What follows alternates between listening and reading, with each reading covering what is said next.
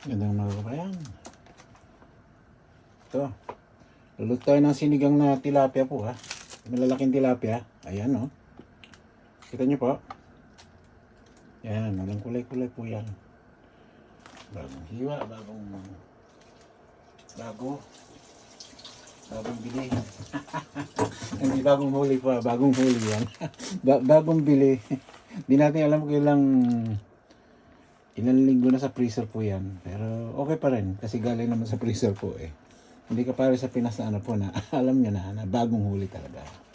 Dito medyo ano na. Hindi natin alam kung saan galing supplier nila. Oh! Sarap. Ayan po. Ang hinalo ko rito kaibigan. May paminta, sibuyas, kamatis na maliliit. Courgette ba to? Ang tawag nila. Ayan. Saka yun lang po. Ito nyo po. Ayos na ito, kaibigan. May konti, mga ilang minuto lang. Katalon na po yan. Katalon na po yan. Di ba kayo, kaibigan? Ayan.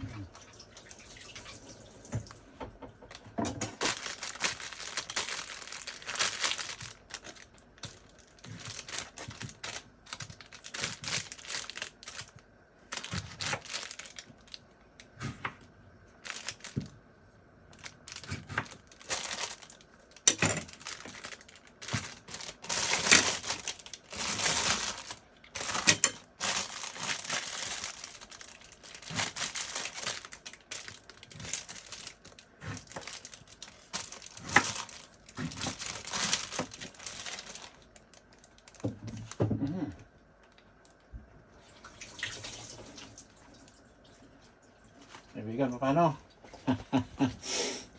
Pakita ko sa inyo mamaya po, luto na ha. Galo na rin po tayo ng ito. Ay, may ano nga pala ito kaibigan, may ano ba hinalo ko rito? Pampaasim. Alam nyo na. Sinigang no. Ayan, tama rin kanina pa no, sampalok. Ayan, sampalok. Ayan po, ayan o, original. Ayan, sampalok. Ayan, nakita niyo po. Ayan, masarap po yan. Kahit anong halo yun, shrimps, meat, anong klaseng meat, okay lang, palambutin nyo lang yung karne nyo.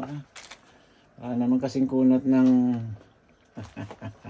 pag hindi na maano yun, siyempre palambutin nyo lalo yung matitigas na karne bago nyo isigang. Ano po siya. Tadi ano po na yan. Buksan natin yung sauce po. Hindi maasin po, maasin. So kaibigan, paano? Maghalo tayo ng ano po, ng konting ito na. May talong po yan, ayan.